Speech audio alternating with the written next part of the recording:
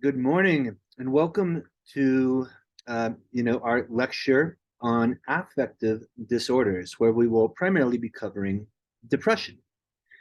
Affect is a noun that refers to feelings or emotions. It's different than effect with an E. Um, Major affective disorder is a serious mood disorder that it can include unipolar depression and bipolar depression. In the United States, depression is a serious problem. Almost 19 million adults each year suffer from depression, approximately 10% of the US population over the age of 18.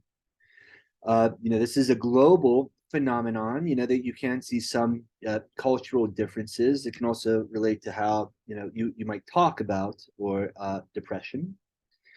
But the prevalence of the U.S. is higher in women, and where the rates can be as high as 20% in one's lifetime.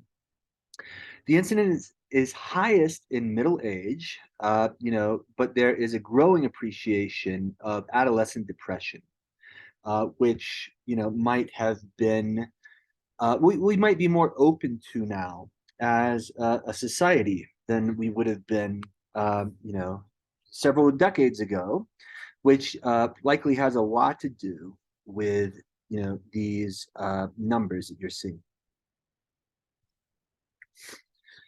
Depression is usually an episodic disorder, but follows a chronic course without remission in 20% of the cases where there is just no abating from the depression. Recurring rate from the first episodes are about 35% within 2 years and 60% within 12 years. So the point here is that it tends to be a recurring issue. 15 to 20% of chronic depression patients commit suicide. In my behavioral neuroscience class, we even tend to introduce this topic with a video clip from the Royal Tenenbaums of a actor, going through depression to the point of committing suicide, because 15 to 20% is an incredible high rate, and it's tragic, is it not? 15 to 20%. It's something that I think it's important to bring appreciation and realization to, even though it might be unpleasant to see or think about. Depression is the leading cause of disability amongst adults, with up to 16.4% of the cases of disability. Bipolar is less common, but that doesn't mean that it is not more serious. The bipolar suicidal rates can be even higher, and the disruption that it can produce in one's life and the lives of those around you, can be problematic. This also results in one of the most common drugs classes used in the United States. Antidepressants are, one of the top selling drugs in the United States and worldwide. In terms of psychiatric medications, they are number one, surpassing antipsychotics, cholesterol and anti-ulcerants. That's right. The only drugs that people use more than antidepressants. And I'll just speak a little bit about antidepressants here. We're going to get into some specific classes of antidepressants very soon, but SSRIs, tricyclic antidepressants, MAO inhibitors, these are sort of new concepts and new drugs. These were around in as early as the 70s, 1970s, but nobody was using these drugs to treat depression really at that time. In my opinion, based on my understanding of the literature and history, it is my interpretation that really up until the end of the 1970s, I think a lot of people were self-medicating depression using amphetamines. The amphetamines were very commonly used amongst adult populations during the 60s and 70s. And I think that a lot of people were taking them as antidepressants, actually. And then when those became regulated more, starting in 1979, doctors stopped giving them out for, as for really everything. I mean, like amphetamines were given for, poor mood, for energy, for diet. And interestingly, a lot of these things sort of fit together, right? You will learn here very shortly that, in areas where there are high rates of depression, people are also tend to be obese. There is, and that's not saying one, it's just a correlation, but, these things can sometimes go hand in hand. Uh, you know, Depression is a big problem for society. Even if you aren't one that's so empathetic with individual people, know that this is an incredible burden on our society and is costing, preventing us from innovating and providing, financial solutions for major problems. Because instead, a lot of money and loss of economic success is occurring due to, the problems of depression. Here's some of the major symptoms of depression. This is more for sort of abnormal psychology, where they might test you on the specific DSM criteria. But so I'm just going to let you read this list rather than read it to you. So here is a nice little description of, depression. So this is from this website that you can see up above. But, it is a vignette here to just sort of give you an understanding of what depression might feel like to an individual. So the beginning of my depression has been nothing but feelings. The emotional deadening that follows was a welcome relief. I'd always wanted to not give an F about anything. But my experiences slowly flattened and blended together until it became obvious that there was a huge difference between not giving an F and not being able to give an F. Cognitively, you might know that different things are happening to you, but they don't feel very different.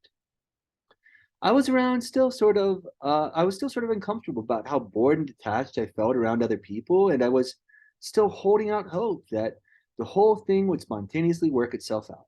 As long as I could manage to not alienate anyone, everything might be okay. However, I could no longer rely on genuine emotion to generate facial expressions. And when you have to spend every social interaction consciously manipulating your face into shapes that are only approximately the right ones, alienating other people is inevitable. Interestingly, some people still don't understand that affective disorders are brain diseases. It's weird for people who still have feelings to be around depressed people. They try to help you have feelings again so things can go back to normal, and it's frustrating for them when that doesn't happen. From their perspective, it seems like there's got to be some untapped source of happiness within you that you've simply lost track of. And if you could just see how beautiful things are. So here's just a series of brain scans showing that, in a variety of psychiatric disorders, including depression, the brain can look different, right? It can be,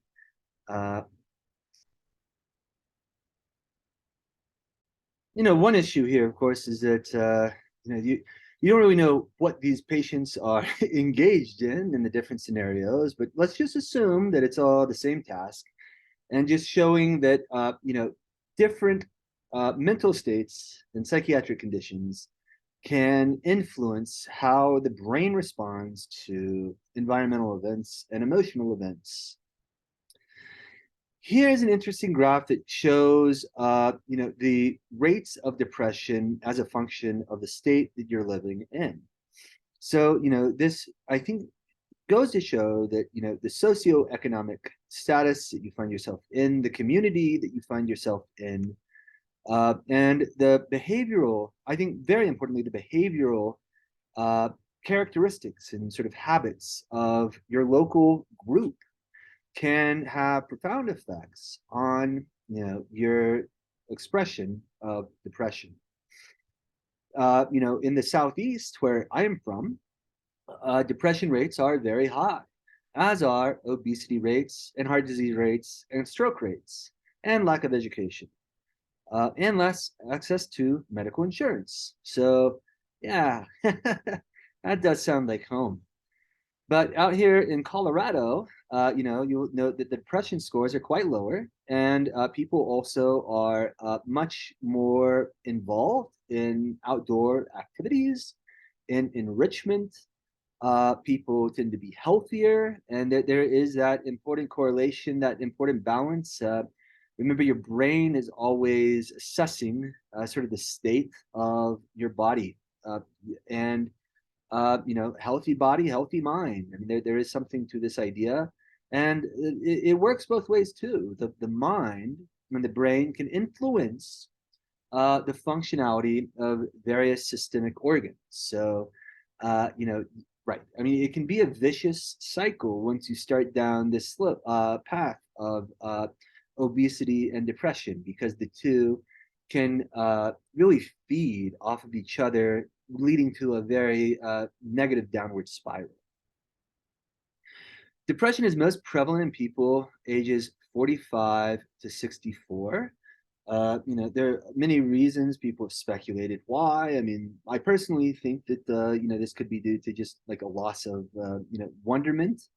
Anxiety could be peaking a little bit more as well. Maybe uh, a lot of the things that have brought you joy are starting to change, or maybe even disappear. From 2.8 percent for those like right, and then gender plays a big role, uh, where women have much higher rates of depression than men do. In fact, women are twice as likely to have depression and symptoms of depression as men. There's also slight ethnic factors involving depression, where African American and Hispanic and those reporting other show higher rates of depression than do Caucasians. And again, this is a complicated phenomenon that could also be related to systemic issues related to society, right? Like the idea that in certain places where I like, for example, where I lived in rural South Carolina, it was a majority African American area, but there were large disparities in terms of parents' education and socioeconomic uh, factors, and that all also plays factors into enrichment. So, this was a small rural town. There was, very little to do. The education system wasn't good. There's no like social workers or people there to provide you with mental health uh, care. So really, if you don't have money and resources to find enrichment for you outside of this pretty impoverished environment, you are going to lack out on a lot of enrichment over the course of development. And that is going to produce long-term effects on depression. And it doesn't have to be in a rural area, although that it certainly is common there. I also lived in Baltimore, Maryland, a place where also there are very pronounced racial and socioeconomic factors that have a long history. And one interesting thing about Baltimore is that the majority of, well, not majority, but a very large percentage of the children in the city are actually homeless, meaning that they don't have a stable home. They sort of bounce around to whatever family member isn't in prison at the time, and it usually ends up being a grandma that ends up having to take care of everybody. And yeah, like that is a large issue, and there are plenty of studies showing that developing an enriched versus an impoverished or environment can have pronounced and long-term effects on depression. So, this is a complicated chart, but an important one to consider as well. And right, I mean, this is just showing again that females are more likely to develop affective disorders in the U.S. population. And, I'm not necessarily saying this is the case, but people have speculated over time whether or not that's due to males just being less likely to talk about their issues in this regard. Frankly, from my experience in the Southeast, I would say that if that is true, I think that this ethnicity graph is a little uh, problematic even. I would say that from my experience in the Southeast, there could even be ethnic factors that might lead to minority groups being less likely to report cases of depression, which I guess I would predict that these 4% numbers might actually be higher. But now let's think about the difference between unipolar and bipolar depression. Unipolar depression, there are, can be classified as either retarded or agitated forms. Retarded would mean that it is characterized by psychomotor retardation, little reaction to the environment. Agitated would be characterized by a lack of direction and an unproductive activity. Bipolar depression is characterized by severe depression and mania. There's also a type 2 form that has a little less mania. And right there, it's also important to note that there's this idea of episodes. Like an episode would be different than a disorder. So someone could have a manic episode, but this is not bipolar necessarily, but rather a part of a type of bipolar disorder. There is evidence that indicates a tendency to develop an affective disorder is a heritable characteristic. Here you can see the results from a study performed by Gershon et al. In 1976. It found if one member of a set of twins was afflicted with an affective disorder, then the likelihood that the other twin would also have the disorder was almost 70%, which is quite high. Remember that in schizophrenia, that rate is about 50%. So maybe even a greater genetic component than schizophrenia. A review of genome-wide association studies found that the RORA gene involved in control of circadian rhythms had the strongest association with the occurrence of major depression disorders. We'll come back to sleep disturbances and circadian rhythm disorders in a bit, but the two certainly go hand to hand. And likely similar to weight, it's likely a vicious sort of downward spiral where the two can feed off of each other. Bad sleep, more depression, bad sleep. Evidence suggested that another gene, GRM8, which coded for the production of metabolic glutamate receptors, may also be involved. RORB, another clock gene, appears to be involved with the development of a rapid cycling behavior disorder seen in children. So I've already mentioned this idea that the brain can, in a depressed mental state, can have profound impact on organ systems throughout the body. And similarly, the state of those organ systems throughout the body can have an effect on one's mood and mental state. If you're in a great deal of inflammation, or if you're in a great deal of pain, your brain is going to pick up on this and up on these signals. If your pH is off, if you are experiencing acidosis, these are all things that your brain would pick up on and could lead to changes in mood, and that could then also feed back to additional changes in a variety of organ systems. There are complex biological factors involved in depression. It's not all about just a change in serotonin.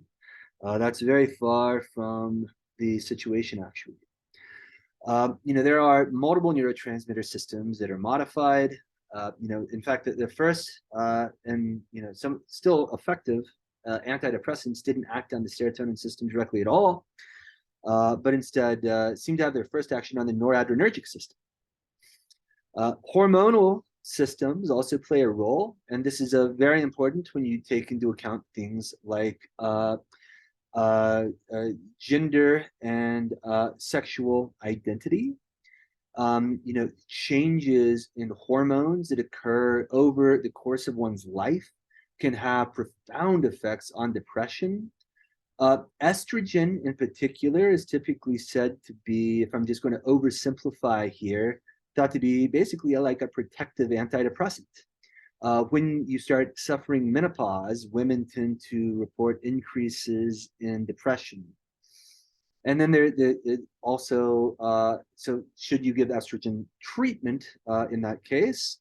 And it's complicated there because that has also led to some heart conditions in certain cases. So, but anyway, my point is that there are profound effects of hormones on depression and mood, and that is something that we should certainly be aware of as hormone therapy becomes a more common concept in our society. Genetics play a role. We've already talked about that, possibly even more of a role than in schizophrenia.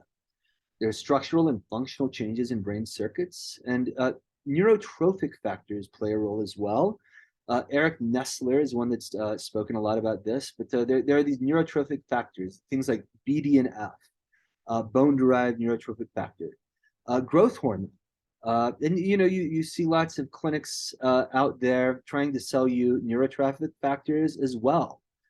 Um, uh, you know, uh, Variety of growth hormones, are marketed and sold to people that are starting to feel, depressed or maybe older than they'd like, more fatigued. They're actually starting to feel what it's like to be old. So yeah, that is what a neurotrophic factor is, and they tend to produce a lot of cellular changes, sort of widespread effects. Um, uh, right. So, and then there's also a complex intersection between all of these factors, between the neurotransmitters, hormones, regions of the brain controlling sleep, motivation, empathy, emotion, and even changes in a variety of organ systems. And I mean, like, if your leg is in chronic pain, like that is going to register eventually, right?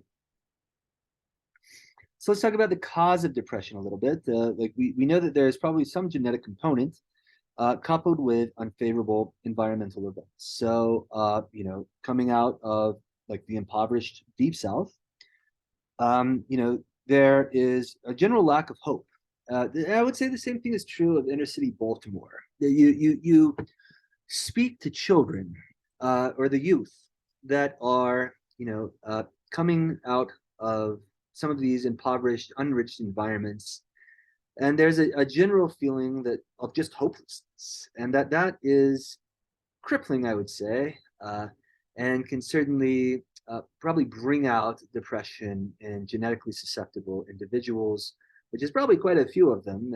Yeah, but there are several ideas here, like what might bring this on. The basis of all current medications is a biogenic amine theory, where the idea where depression would be associated with an absolute or relative deficiency in serotonin, norepinephrine, and or dopamine. You also have the HPA stress theory. I talk about this a lot in my behavioral neuroscience class. If you've ever heard of Cushing's disorder, this is a great example here. But if your stress system, your hypothalamus is telling your body that you need to be in fight or flight mode all the time, that might lead to depression. And that is something that has certainly been established in the case of Cushing's disorder, where you lose the ability of the HPA axis or the hypothalamus to pick up changes in stress hormones coming out of the like in cortisol coming from the pituitary gland, uh, uh, and basically when it is unable to turn off its signal through this concept of uh, sort of back regulation, then it's basically like you're in a constant state of fight or flight, or fight or flight, and that also seems to lead to depression. In Cushing's patients that have that specific adaptation, these patients also end up highly depressed and also overweight. And it also seems that their metabolism changes. It's not just that they're eating more. So again, this idea that the mind and the brain are likely even influencing physiology throughout the body, which then can even play back into depression, perpetuating this vicious cycle. And then also there's this neurogenic theory where stress produces deficiencies in growth factors, growth hormone, BDNF, and this might also lead to decreases in neurogenesis, amongst many other factors. None of these is like the right answer, I want to add. Most likely, there are multiple mechanisms that can lead to depression. I believe, personally, this is my understanding of the literature, that someone can develop depression through B, and another person can develop depression through A. It doesn't necessarily have to be A or B, but maybe A and B. The monoamine hypothesis posits that depression is caused by reduced monoamine function in the brain. Drugs that enhance central serotonin and norepinephrine have an antidepressant effect. This is really only true in about 50% of the people that take the drugs. But it is also worth noting that drugs like reserpine that deplete monoamine stores, this just wipes out all of your vesicles of dopamine and norepinephrine and serotonin, that these produce depressive symptoms. But this also doesn't explain everything. The cause of depression is more complex than simply central reduced monoamine function. I'll give you a few examples of that. But first we know that decreased serotonin can lead to changes in sleep, cognition, development, the perception of pain or nociception, etc. Serotonin is involved in many functions. It can produce hallucinations. It can regulate appetite. Many effects. Marked mood changes associated with drugs can then alter serotonin levels. And this has led to the idea that the serotonin hypothesis of depression is due to a lack of serotonin. Alternatively, it has been suggested that norepinephrine is generally decreased and it is reduced during depression. And as I've already alluded to, the first antidepressants that were not amphetamines were actually primarily acting on the noradrenergic system. And then dopamine systems, could play a role as well. Eric Nestler has become a big proponent of this idea that depressed patients have decreased dopamine function. Rewards can be blunted in depressed patients. In addition, Wellbutrin or bupropion is a drug that acts on dopamine and noradrenergic systems and has no effect on serotonin, and it is effective in a subset of patients that do not respond to SSRIs. And going back to my initial thoughts on this that I shared at the beginning with this idea that, people were likely medicating depression with amphetamines quite a bit during the 60s and 70s, that would be dopamine. So pharmacologically, intervention is warranted if the intensity of depression interferes with daily routine, duration of depression lasts weeks to months, and episodes can include suicidal thoughts. Suicide in particular is becoming a problem, it always has been, and we're looking for rapid antidepressant medications that might help deal with suicide.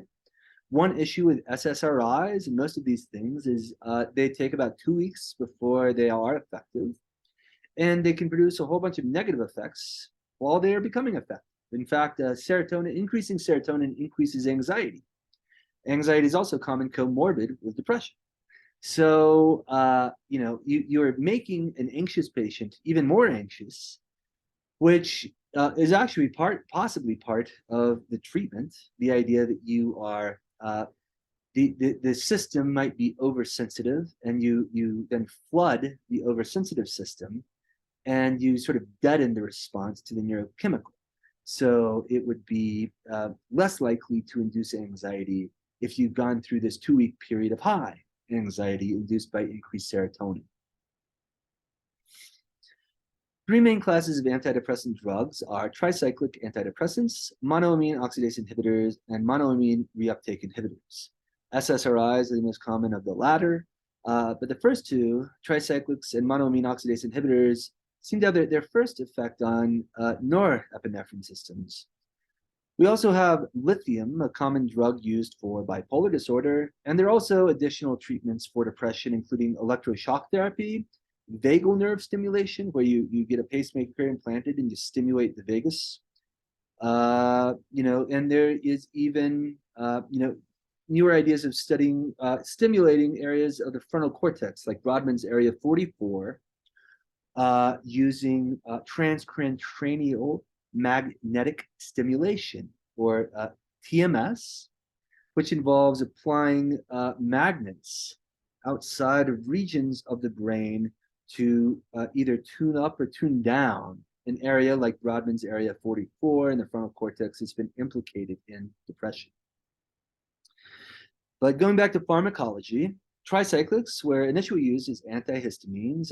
Kuhn in 1958 found that unlike antipsychotics, imipramine was ineffective in quieting agitated psychotics, but had remarkable effects on depressed patients.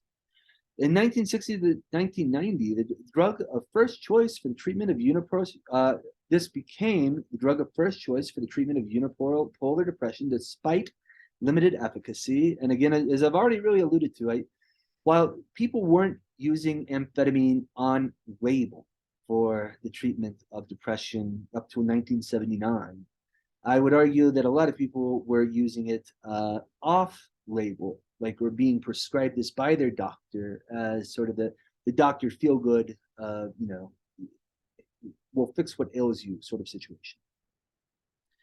Tricyclics are equally effective in alleviating depressive symptoms. However, they differ in side effect profile, and tricyclics can have a pretty serious side effect profile, which is one reason that tricyclics and MAO inhibitors are less common now. It's not that they are less effective than antidepressants. It's more that their side effect profile is a little more dangerous. But tricyclics block the reuptake of monoamines, particularly norepinephrine. The synaptic levels of norepinephrine and serotonin, to some extent, increase within minutes. There is also a reduction in the firing rate of locus coeruleus norepinephrine neurons, and a decrease in their synthesis and release of norepinephrine, which is really due to changes in the presynaptic autoreceptor. The clinical efficacy does not appear until 2 to 3 weeks, because the idea is that the changes in both these presynaptic autoreceptors and postsynaptic receptors are what is actually bringing upon the change. It isn't necessarily an increase or decrease in norepinephrine and serotonin, but hammering the receptors with this increased or decreased or increased serotonin and norepinephrine for a long period of time to change the expression of those receptors that some believe have become oversensitive. If tricyclic antidepressants take at least 14 days to produce antidepressant responses, what is going on? So this is exactly what I'm alluding to. On the presynaptic side, you're going to have norepinephrine release, and this is going to be acting on presynaptic alpha-2 receptors. Right. So the norepinephrine would be released, and the tricyclic antidepressant would block its reuptake into the presynaptic side, flooding the system with norepinephrine. This increase in norepinephrine or increase in serotonin does not produce antidepressant effects. That's wrong. It does increase agitation, and in the case of serotonin, increased anxiety. But that is a different story. The antidepressant response is due to a overstimulation of these presynaptic and postsynaptic receptors, which have possibly become too sensitive and need to be reduced through downregulation or desensitization. Desensitization would be the loss of the G protein receptor, but the receptor is still in the membrane. Downregulation would be complete loss of the receptor.